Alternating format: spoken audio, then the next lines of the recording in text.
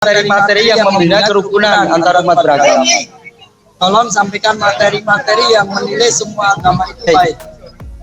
Kalau nanti materi itu salah menurut kitab suci gimana? Tidak salah menurut kitab suci. Hanya Anda saja yang pola pikirnya tidak sampai bahwa semua agama itu baik. Jadi Islam itu ada namanya rahmatan lil alamin. Wa arsalnaka ila rahmatan lil alamin. Nah, maksudnya apa? Tugas kamu itu membuat semua dunia ini tersenyum bahagia. Bukan membuat hanya umat Islam saja yang tersenyum bahagia, tapi semua penganut agama apapun bahagia. Sama dengan prinsip orang Buddha, sapi sata membantu sukitata. Semoga semua makhluk berbahagia. Jadi sebetulnya semua agama itu misinya sama, yaitu menyebar kerukunan antar umat beragama. Shalom teman-teman yang di Tuhan Yesus kasihi. Bertemu kembali dengan saya di channel kesayangan kita ini, Gereja YouTube. Bagaimana kabar kita semuanya? Semoga kita semua tetap sehat-sehat saja. Amin. Di kesempatan ini saya akan mengajak kita menyaksikan video terbaru. Mari kita dengarkan bersama-sama. Singgung ucapan Gus Nur, pendakwah Buya Syakur mengatakan jangan takut murtad. Dulu saya dengan Gus Dur bicara seperti ini. Kata Gus Dur, ya memang begitu Pak Syakur. Saya ini beragama kayak pegang bara. Dilepas nggak boleh, dipegang saya sakit. Ya kan artinya. Oleh karena itu, yuk sekarang kita berpikir. Jangan takut murtad dong. Daripada kamu mempercayai sesuatu yang tidak benar. Bagi hampir seluruh komunitas agama dan juga keyakinan, Gus Dur adalah bapak mereka. Gus Dur pada masa hidupnya adalah tempat mengadu segala jenis manusia dengan latar belakang yang berbeda-beda. Latar belakang agama, politik, dan kaya miskin. Catatan saya kali ini ingin menyoroti sosok Gus Dur, perannya yang penting dijadikan sebagai cermin untuk mengurai masalah kehidupan sosial, politik, dan keagamaan masa kini. Dikatakan bahwa masuk surga bukan dengan ucapan. Tuhan mengatakan begini, am hasibtum am tadkhulul jannata, apakah engkau menduga engkau bisa masuk surga? Walamma ya'tikum mathalul ladzina khalau min qablikum, kamu tidak bercermin kepada mereka yang telah mendahului kamu. Masatu musarra'u wa dharra'u, mereka menderita, mereka sengsara, berjuang membela kebenaran. Masa dengan ucapan masuk surga? Ini kan sudah jelas sekali. Nah, persatuan terjadi. Alhamdulillah, ini 23 tahun selesai. Ya, Nabi Muhammad telah melaksanakan tugas dengan sempurna. Al-yawma akmaltu lakum dinakum wa atmamtu alaikum ni'mati wa raditu lakumul islama dinan. Ini ayat ini isinya menyatakan bahwa Nabi Muhammad telah melaksanakan tugasnya sebagai Rasul dengan sempurna. Tetapi pemahamannya bergeser lagi, yaitu beranggapan bahwa Islam adalah agama yang sudah sempurna. Mana mungkin di dunia ada kesempurnaan. Jadi kalau gitu perbudakan masih boleh. Milkul yamin, beli perempuan nikahnya masih boleh. Jual beli manusia boleh. Ya Al-Quran tidak dilarang. Ya, jadi artinya bahwa Islam belum pernah sempurna. Dan Nabi mengatakan bahwa tidak akan pernah sempurna, akan dilanjutkan oleh generasi kita setelah itu. Siapa yang meneruskan? Al-ulama. Makanya al-ulama warathatul anbiya. Nah, kita yang meneruskannya. Dan tapi sayangnya ketika ada para ulama yang ingin meneruskan membangun persatuan, ingin berjuang, itu terburu-buru dihalalkan darahnya.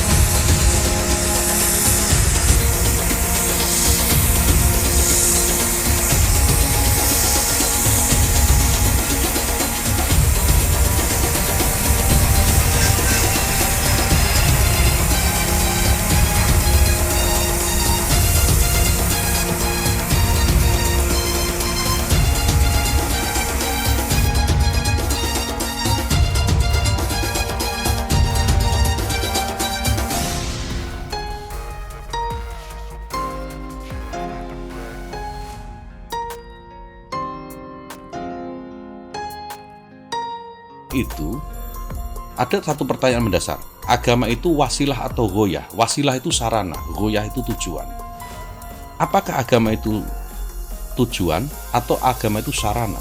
Nah, orang seringkali yang ngotot bahwa dia yang paling benar sementara yang lain keliru yang tidak seperti dia, itu biasanya menganggap agama sebagai tujuan, bukan sebagai cara, wasilah, bukan sebagai sarana.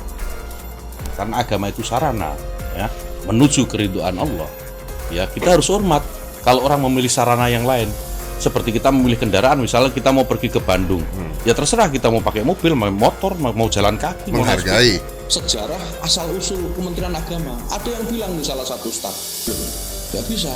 Kementerian Agama ini kan hadiah negara untuk umat Islam, karena waktu itu perdebatannya bergeser bahwa kementerian ini harus menjadi kementerian semua agama, melindungi semua umat beragama. Ada yang tidak setuju, kementerian ini harus kementerian agama Islam, karena kementerian agama itu adalah hadiah negara untuk umat Islam. Saya bantah, bukan. Kementerian agama itu hadiah negara untuk NU, bukan untuk umat Islam secara umum, tapi spesifik untuk NU. Nah, jadi wajar kalau sekarang NU itu memanfaatkan banyak peluang yang ada di Kementerian Agama, dia suka mengkafirkan orang yang berbeda. Kenapa kita kok ada gerakan di sini kafir yang selalu ingin mengkafirkan orang? Dan saudara, itulah yang disebut radikal. Orang Islam yang melakukan gerakan radikal itu pasti. Dan sudah banyak. Misalnya kalau ada orang bawa patung Garuda, ya itu kafir. Itu dulu yang ditumpas oleh Nabi itu berhala. Patung burung Garuda. Orang tidak pakai cadar dibilang kafir. Orang kalau tidak begini dibilang kafir. Kalau tidak ikut sistem ini dibilang kafir. Kita semua harus melawan, bukan hanya pemerintah. Rakyat juga minta kita melawan, kita menindak. Indonesia ini bukan negara Islam. Tangkap, habisi, penjarakan. Ulama dikeroyok, ulama dihabisi, difitnah. Antar dia ke makamnya pakai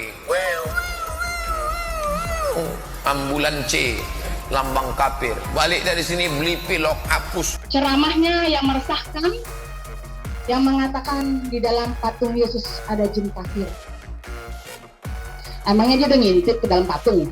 Maka Polri sudah memerintahkan kalau tidak mampu memotong ekornya yang busuk, malahnya saya potong. Kalau saya tambahkan, saya blender sekalian kemarin habis. Nabi Muhammad banyak di dalam hadis orang-orang yang murtad itu dibunuh. Badaladinahu faktuluh, barang siapa yang menukar agamanya bunuh saja orang itu. Lah sekarang ini untung saya hidup di Indonesia, orang mau masuk Islam terserah, orang mau kafir ya kafir terserah.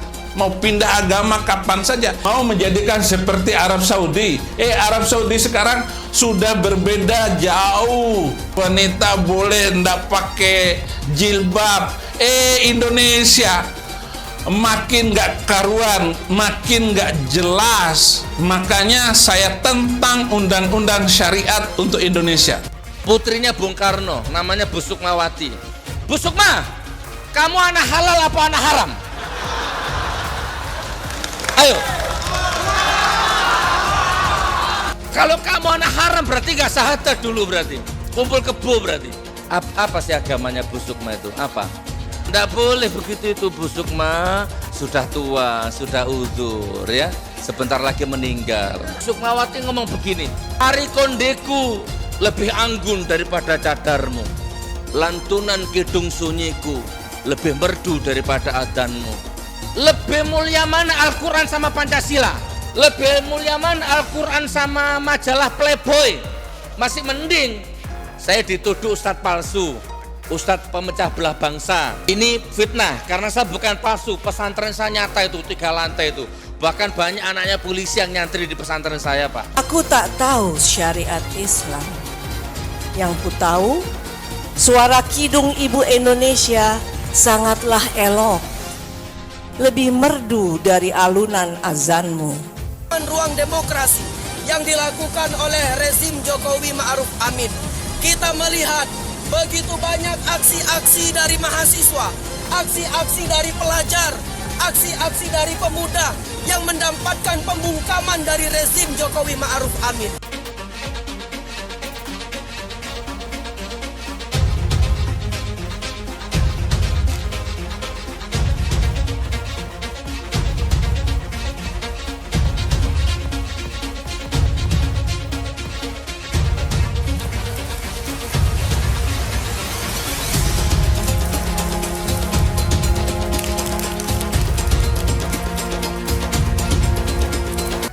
Mengapa Sultan Somad kok bebas dihukum?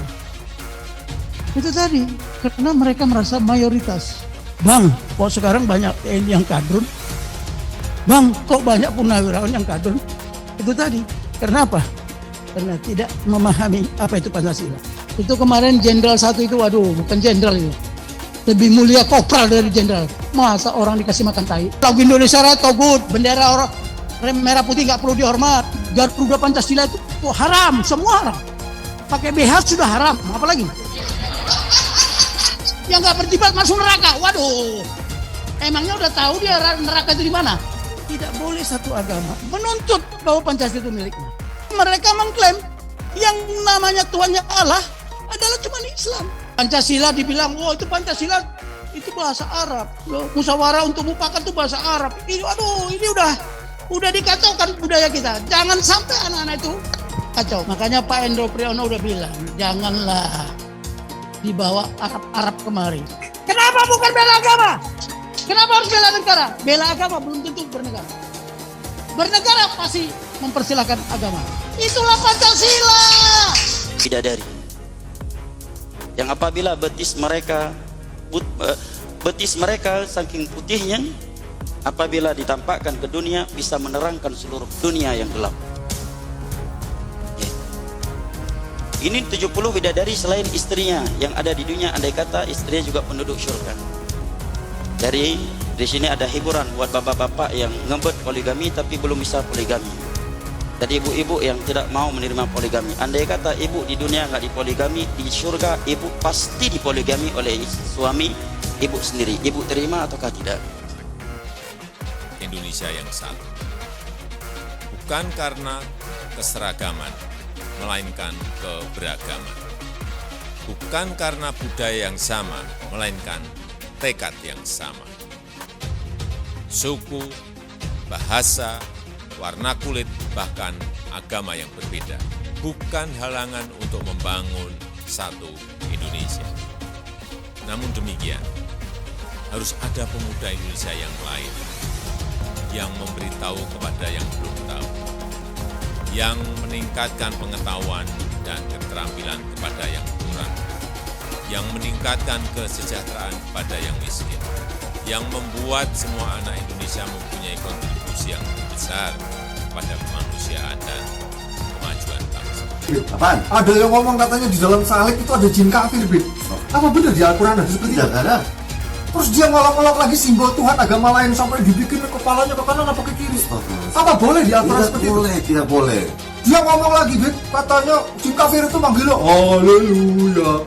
Apa boleh di Al-Quran seperti itu, Bin? Tidak boleh, Allah tidak boleh. Terus kenapa dia masih bikin kayak gitu, Bin? Ya, 2024 milik Anies Baswedan. Wakilnya siapa? Ustadz Abdul Somad. Orang yang dipakai oleh Allah di zaman para nabi, model-modelnya seperti saya dan Ustadz Somad. Ini satu pasangan ideal, kakak beradik. Ganggu adik saya, pasti saya naik vitamin, naik darah. Di dalam Al-Quran tegas dilarang bagi kita untuk menghina agama orang lain, apalagi untuk menjelekkan agama orang lain. Itu sangat dilarang di dalam Al-Quran. Di agama lain pun juga sama. Di Bible itu juga sama. Di Weda juga sama. Di Tripitaka juga sama. Bahwa Tuhan Allah SWT sesungguhnya menciptakan orang dengan agama yang berbeda-beda untuk saling menghormati. Betul. Betul. Betul. Betul, Bapak-bapak. Kalau tuntutan kami sebenarnya sama, tak kamu salah bersunat sekarang juga. Bersunat, tak mandi wajib, berzina kerjanya. Jangan suka kepada orang kafir. Man tashabbaha biqaumin fahuwa minhum. Siapa yang suka kepada orang kafir, maka dia bagian dari kafir itu. Materi-materi yang membina kerukunan antara umat beragama. Tolong sampaikan materi-materi yang menilai semua agama itu baik. Kalau nanti materi itu salah menurut kitab suci gimana? Tidak salah menurut kitab suci. Hanya Anda saja yang pola pikirnya tidak sampai bahwa semua agama itu baik. Jadi Islam itu ada namanya rahmatan lil alamin. Mama arsalnaka ila rahmatan lil alamin. Nah, maksudnya apa? Tugas kamu itu membuat semua dunia ini tersenyum bahagia. Bukan membuat hanya umat Islam saja yang tersenyum bahagia, tapi semua penganut agama apapun bahagia. Sama dengan prinsip orang Buddha, sapi sata membantu suku tata. Semoga semua makhluk berbahagia. Jadi sebetulnya semua agama itu misinya sama, yaitu menyebar kerukunan antar umat beragama. Antar dia ke makamnya pakai ambulan C, lambang kafir. Balik dari sini beli pilok, hapus. Dia menganggap bahwa simbol salib di mobil ambulans yang juga adalah simbol palang merah itu sebenarnya adalah salib Kristen yang dapat mengkafirkan orang Islam, bahkan mayat Islam yang dibawa di dalam ambulans itu. Nah, jadi 3 masalah ini dari 3 penjelasan atau alasan yang diberikan oleh Abdul Somad itu dalam video saya sebelumnya sudah saya jelaskan, itu paling menyelamatkan dia hanya dari masalah hukum, tapi tidak menyelamatkan dia dari masalah yang lain, yaitu masalah moral berisi penghinaan dan juga masalah ambulans yang menurut saya adalah kebodohan. Maksud saya adalah bahwa video itu merupakan jawaban atas pertanyaan orang, tidak serta-merta membuktikan bahwa itu bukan penghinaan. Bahwa video itu disampaikan di ruang tertutup tidak serta-merta berarti bukan penghinaan. Bahwa video itu disampaikan 3 tahun lalu tidak serta-merta itu bukan penghinaan. Dengan kata lain, video itu memang adalah jawaban atas pertanyaan orang, tapi dalam jawaban itu dia sedang menghina simbol Kristen. Mau Muhammad KC kah, mau Ustadz Abdul Somad kah, saat Anda memakai jubah agama, Anda menghina agama lain, tangkap. Hukum tidak boleh kalah dengan siapapun. Malaikat turun dari surga pun kalau ngomong salah, tangkap. Nggak perlu takut bapak-bapak. Bapak-bapak ini kan rakyat. Masa rakyat apa perlu kita bikin apa nih? Kita di belakang Polri, tangkap aja Pak. Rizik Syihab, ujaran kebencian, bunuh pendeta, tapi yang ditangkap pakai undang-undang prokes. Kan kasihan Pak, rakyat ini dikasih tonton. Antar dia ke makamnya pakai ambulan C, lambang kafir. Balik dari sini beli pilok, hapus. Ceramahnya yang meresahkan, yang mengatakan di dalam patung Yesus ada jin kafir. Emangnya dia udah ngintip ke dalam patung? Laporan itu setelah beberapa bulan saya dapat panggilan dari kepolisian untuk bersilaturahmi sebagai saksi. Tapi H-2 dibatalkan. Saya dihubungi dengan alasan pandemi. Oke, kita terima. Make sense. Saat itu COVID sedang lucu-lucunya di Indonesia. Beberapa bulan kemudian, setelah saya follow up, datang lagi surat ke rumah saya, mengundang lagi untuk bersilaturahmi lagi. Dan H-1 dibatalkan lagi dengan alasan COVID. Kok ini aja kasusnya dibatal-batalin? Yang lain nggak apa-apa, bisa pakai masker kok, bisa jaga prokes. 1 kali oke lah, gitu ya, dibatalkan 2 kali. Ini kayak skenario. Skenario apa ini ya? Gini Pak, saya resah ya Pak. Saya muslim tapi saya resah.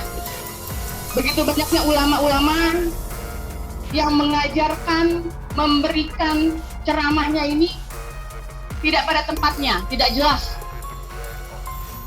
Ujaran kebencian sudah jelas ya. Mengadu domba, kerukunan umat beragama sudah jelas. Terus apa sih yang bikin pihak yang berwajib ini kok nggak berani narik Ustaz Abdul Somad? Ada apa sih sebenarnya bedanya dia dengan manusia yang lainnya? Ulama itu manusia, punya banyak ilmu, punya banyak tahu. Dia orang panutan ulama yang memberikan kebencian yang didengarkan begitu banyak cekranya. Lalu nanti si jamaahnya itu pulang ke rumahnya menyampaikan apa yang dia dengar lagi ke anaknya, ke istrinya, ke keluarganya, ke teman-temannya di luar. Akhirnya seperti lingkaran setan. Sebenarnya mereka juga tahu ini salah, cuma karena ulama itu nggak pernah salah. Padahal ulama juga manusia. Lans itu tanda plus berwarna merah, itu beda dengan salib, ya, beda, tidak sama. Nah, kalau Ustadz mengharamkan tanda plus itu yang berwarna merah, ya, kalau semua yang bertanda plus itu dianggap lambang kafir, Ustadz seorang guru, saya mau tanyakan kepada Ustadz, ini yang terakhir. Bagaimana cara Ustadz menggantikan lambang tanda tambah atau tanda plus? Bagaimana cara Ustadz menulis 1+1 sementara tanda tambah itu haram? Karena itu lambang kafir, kata Ustadz. Jangan semuanya itu dikafir-kafirkan gitu loh. Saya nggak marah. Saya cuma protes kepada Ustadz. Kebetulan saya juga sangat mengidolakan Ustadz Abdul Somad ini. Cuma saya sangat menyayangkan memasuki tahun politik yang memanas tahun 2014 hingga saat ini Ustadz semakin kesininya semakin rasis. Itu yang saya nggak suka. Saya mohon maaf Ustadz, kalau seandainya ada orang agama lain yang mengucapkan kata-kata seperti yang Ustadz ucapkan itu, kemudian menempelkannya kepada agama Ustadz, apa yang terjadi? Coba, apa yang akan terjadi? Ditanya, apa pendapat Pak Ustadz tentang ISIS? Bagus, saya bilang. Siapa yang tidak ikut kepada ISIS, kafir, halal darahnya. Berita pagi ini telah mati gerakan bom bunuh diri. Jangan katakan bom bunuh diri. Ini banyak wartawan-wartawan yang tidak islami memakai istilah-istilah kafir tanpa dia sadari. Gerakan bunuh diri, padahal gerakan mati syahid. Zaman sahabat Nabi pakai pedang, zaman sekarang tak pakai pedang. Letupkan, ledakkan, mati syahid. Ada pun orang yang mengejek ini mati konyol. Kalau jemaahnya tidak taat, ustaznya tetap ke surga. Tapi jemaahnya berdosa itu yang ke neraka. Jadi ustaz tidak perlu memaksa jemaahnya untuk mentaati ajaran Islam. Karena dosa masing-masing manusia itu ditanggung oleh si manusia itu. Laha maktasabat wa alaiha maktasabat. Jadi masing-masing manusia menanggung dosanya sendiri-sendiri. Ustaz tidak menanggung dosa jemaahnya.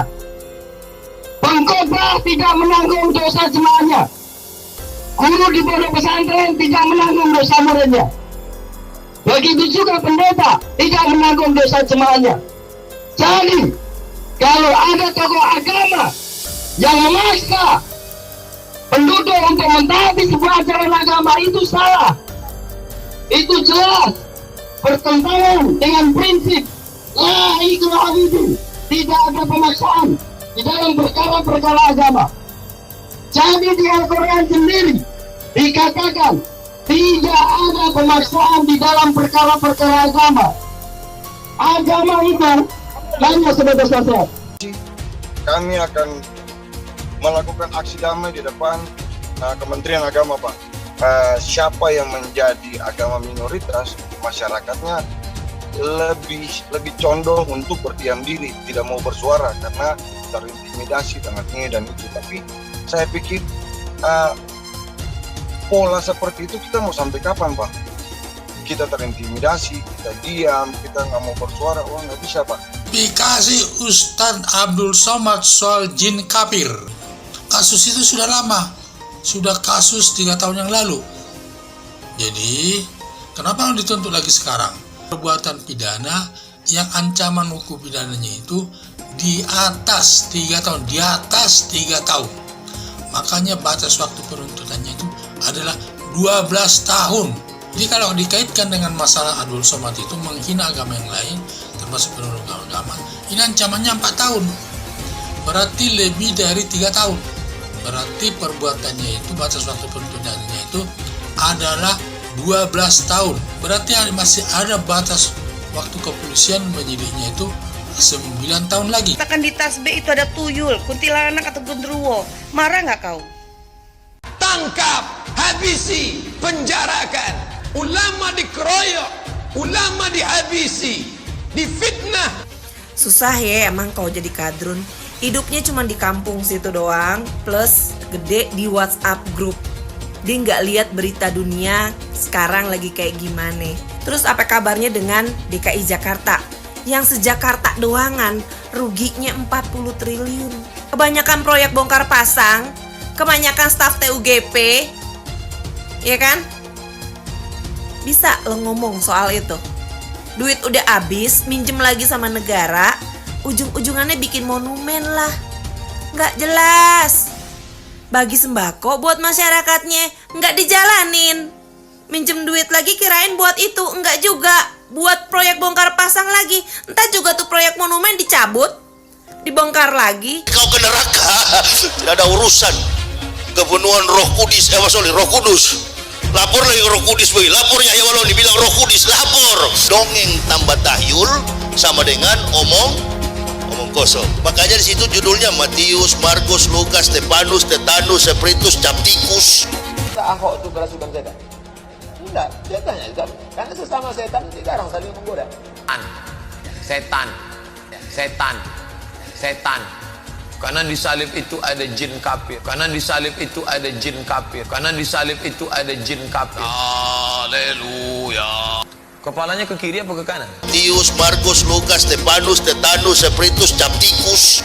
Juru bicaranya adalah seorang Muslim, tapi meneriakkan satu suara, tangkap Ustadz Abdul Somad. Wow. Saya waktu lihat video ini viral di media sosial, saya terkaget-kaget. Saya bilang wow. Justru orang Islam sendiri kelihatannya mulai muak dengan Ustadz Abdul Somad ini karena dianggap tidak membawa persatuan bagi Indonesia melalui ceramah-ceramahnya. Makanya umat Islam tertentu sendiri pun mulai muak dan melakukan demo besar-besaran. Demo mereka minta supaya Ustadz Abdul Somad ditangkap. Saya jujur saya kaget loh. Kelompok-kelompok yang cinta tanah air, cinta persatuan dan kesatuan yang mungkin sudah pernah melaporkan Ustadz Abdul Somad karena penistaan yang dia lakukan, penodaan agama yang dia lakukan. Terutama ketika beberapa waktu yang lalu, saudara masih ingat ketika viral video Abdul Somad mengatakan ada jin kafir di salib, tapi tidak ada hasil, tidak ada yang menangkap Somad sampai hari ini. Walaupun saya yakin laporannya sudah ada. Abdul Somad menghina salib, sudah dilaporkan belum tangkap. Kita tidak usah benci. Nanti setannya yang senang. Justru Tuhan tidak bertindak apa-apa. Mau lihat Tuhan bertindak? Serahkan betul-betul pembalasan itu hak Tuhan. Saya pribadi melihat demo tadi. Saya kok melihat kok ada tanda-tanda ya Tuhan akan membalas. Walaupun kita tidak ngotot untuk itu. Ya, Anda lihat Yahya Waloni. Laporan-laporan orang Kristen tidak pernah ada yang berhasil. Akhirnya Yahya ditangkap. Tidak. Dari komunitas pluralisme cinta Indonesia, cinta NKRI atau apa itu namanya, pokoknya ada pluralismenya. Itu baru berhasil. Sekarang orang menghina salib, belum ditangkap. Sekarang mulai ada demo nih. Dan Anda lihat video tadi yang demo lagi orang Islam juga di dalam. Ya. Kalau saudara nonton juga di video itu, saya juga bingung. Mereka bilang bebaskan Muhammad KC, tapi tangkap dan adili Abdul Somad. Saya tidak ngerti, kalau kasusnya Pak Kece kan kita sudah serahkan saja, berdoa dan serahkan proses hukumnya seperti apa. Apakah benar beliau bersalah atau tidak, kita berdoa. Ya, kalau selama ini kita bersuara karena ketidakadilan yang kita lihat, di mana Pak Kece dianiaya dalam sel, itu yang kita berteriak. Kita lihat ada hasil, kita berteriak, betul, Napoleon Bonaparte ditangkap.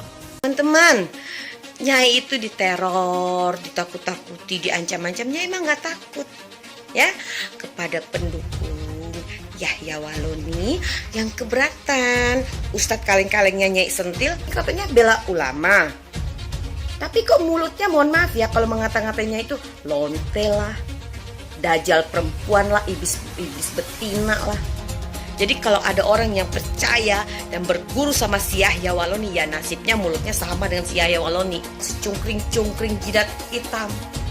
Kenapa? Terlalu percaya sama mulut-mulut yang menebarkan kebencian, fitnah dan hoax, mulut-mulut sampah. Mulut-mulut sampah inilah yang menistakan agama Islam yang sebenar-benar.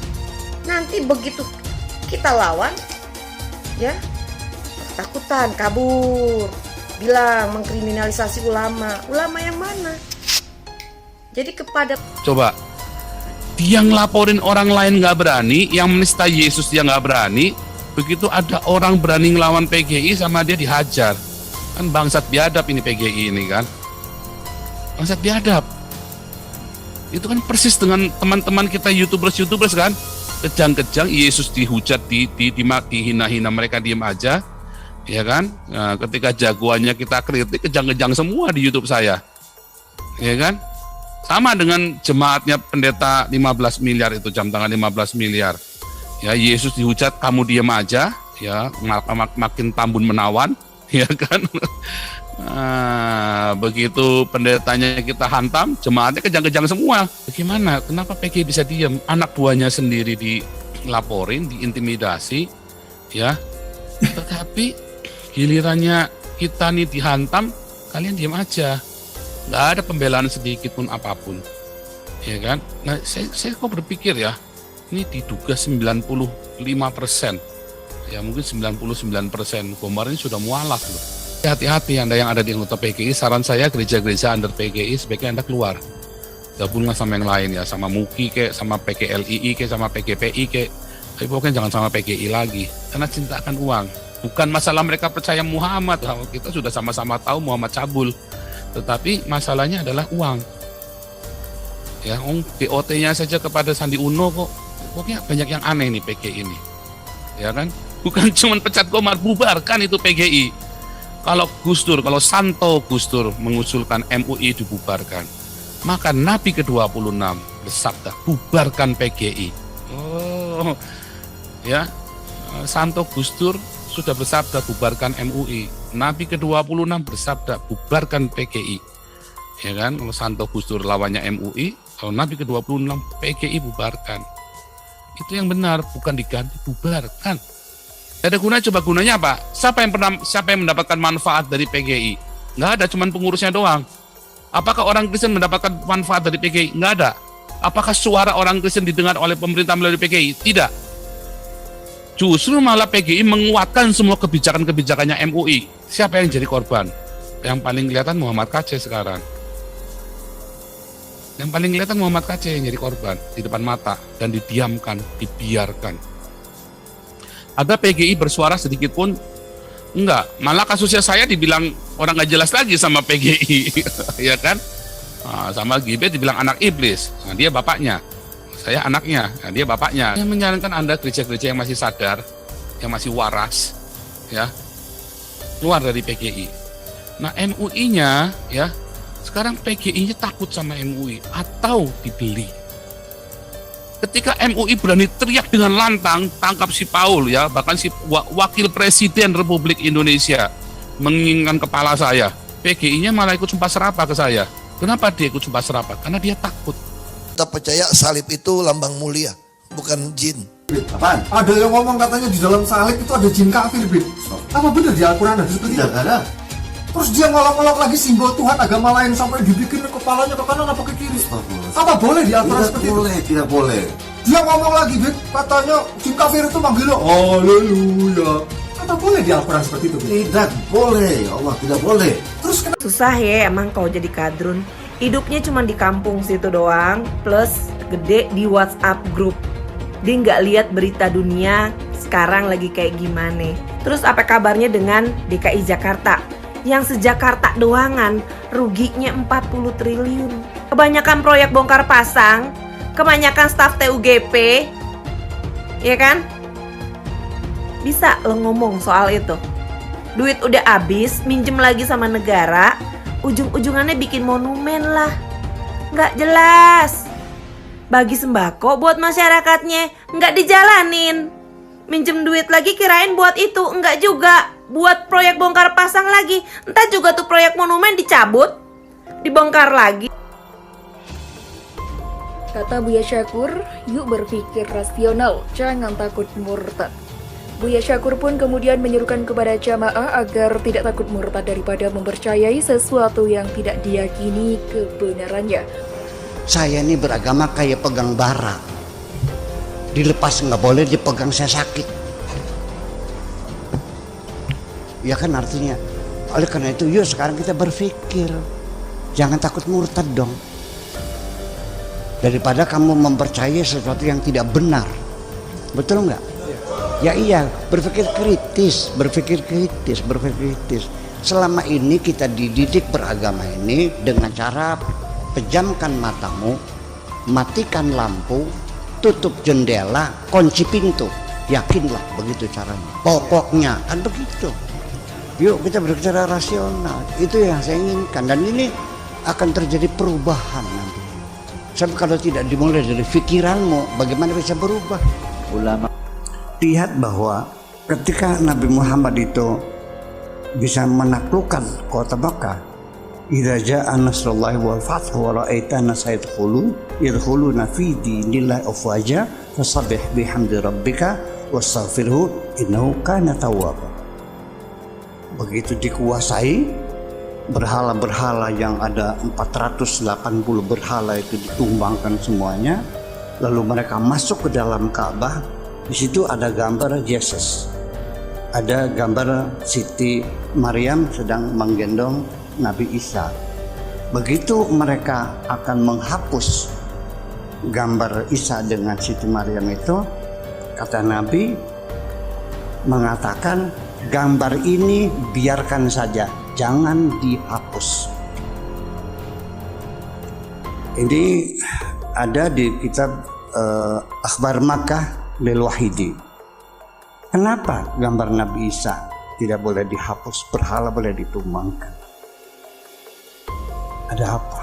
Ini menjadi harus kita jelaskan. Sebab sekalipun kamu mempunyai beribu-ribu pendidik dalam Kristus, kamu tidak mempunyai banyak bapa, karena akulah yang dalam Kristus Yesus telah menjadi bapamu oleh Injil yang kuberitakan kepadamu. Sebab itu aku menasihatkan kamu, turutilah teladanku. 1 Korintus 4:5-11. Lot memiliki Abraham, Musa memiliki Yitro, Yosua memiliki Musa, Rut memiliki Naomi, Samuel memiliki Eli, Daud memiliki Samuel, Elisa memiliki Elia, Hizkia memiliki Yesaya, Paulus memiliki Barnabas, Timotius memiliki Paulus, Apolos memiliki Aquila dan Priscilla, ke-12 rasul memiliki Yesus. Alkitab berkata, sebab sayalah yang menjadi bapak kalian, walaupun mungkin sebagai orang Kristen, kalian sudah punya 10.000 guru. Di dalam hidupmu sebagai orang-orang yang bersatu dengan Kristus, saya yang menjadi bapak kepadamu, karena saya yang membawa kabar baik tentang Kristus kepadamu. Sebab itu saya minta dengan sangat supaya kalian mengikuti contoh saya. 1 Korintus 4:15-19. Siapakah yang Anda miliki dalam hidup Anda yang dapat menuntun Anda melalui jalan yang sempit dan membawa Anda ke tempat yang lebih tinggi? Siapa yang dapat meminta pertanggungjawaban Anda? Siapakah yang dapat berbicara dengan otoritas dalam kebingungan yang berkabut dari keinginan yang saling bertentangan? Siapakah yang Anda jadikan panutan? Siapa yang menjaga Anda? Apakah Anda memiliki seorang mentor? Kemiskinan rohani di dalam gereja modern dapat dikaitkan dengan penyusutan dari penatua dalam budaya kita. Generasi yang dibanjiri dengan teknologi yang canggih dan kesombongan ilmiah mengesampingkan para leluhurnya, dan dengan demikian membuang kebijaksanaan yang sejati. Jemaat Korintus bangkit dengan intelektualisme dan modernisme mereka. Mereka merasa bahwa mereka telah melampaui mentor mereka, seperti seorang murid yang bangkit untuk mengajar instrukturnya. Surat Paulus menunjukkan kebodohan dan dosa mereka. Sebaiknya kita belajar dari kesalahan-kesalahan mereka.